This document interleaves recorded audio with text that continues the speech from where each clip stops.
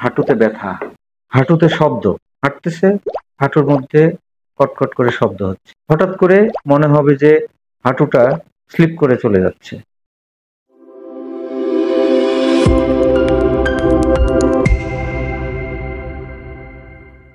আমাদের হাঁটুতে লিগামেন্ট থাকে, এন্টেরিয়র ক্রুশিয়েট লিগামেন্ট, এই ধূসর কালারের যেটা পাচ্ছেন।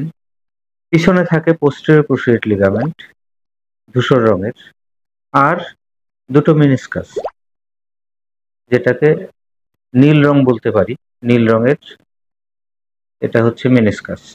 এ পাশে থাকে মিডিয়াল মেনিসকাস ভিতরের দিকে, আর হাঁটুর বাইরের অংশে থাকে, বাইরের অংশ বলতে ল্যাটারাল সাইড বলতেছি, বডির বাহিরের অংশ, এটা নীলটাকে বলতেছি আমরা ল্যাটারাল মেনিসকাস। শুরুতে আমাদের যখন জীবন শুরু হয় তখন এই মেনিসকাস এখানে দেখেন যে আকৃতিতে আছে, একটা চাঁদের ২-৩ তারিখের ৪-৫ তারিখের যে চাঁদ ক্রিসেন্টিক, সেটার মতো একটা আকৃতি, সি শেপড। তো শুরুতে কিন্তু আমাদের এই সি শেপড থাকে না, চাকতির মতো থাকে, অলমোস্ট গোল, ডিস্কয়েড। তখন আমরা ওটাকে বলি ডিস্কয়েড টাইপ, ডিস্কের মতো। এটা আমাদের ছোটবেলায় ছুটোছুটি, দৌড়াদৌড়ি, খেলাধুলা এরকম করতে করতে অ্যাডাল্ট হওয়ার কিছুদিন আগে আগে তখন এইরকম সি শেপড আকার ধারণ করে।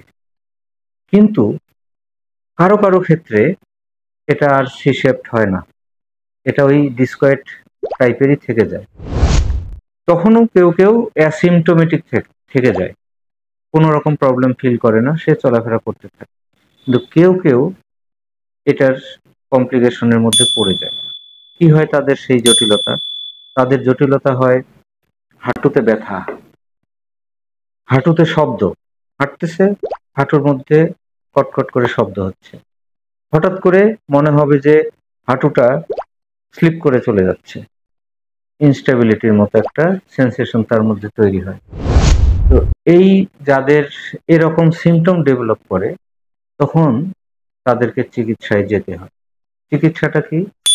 চিকিৎসা বেশিরভাগ ক্ষেত্রেই সার্জিক্যাল। তো আমরা বর্তমানে আর্থ্রোস্কোপির সাহায্যে এই ডিস্কয়েড মেনিসটাকে রিশেপিং করে আবার এরকম সি শেপ করে দিতে পারি। এরকম সি শেপ করে দেওয়ার পরে ফিজিওথেরাপি, ব্যায়াম এর মাধ্যমে চলতে থাকলে একসময় এই হাঁটু পূর্ণাঙ্গ সুস্থ হয়ে যায়। ধন্যবাদ।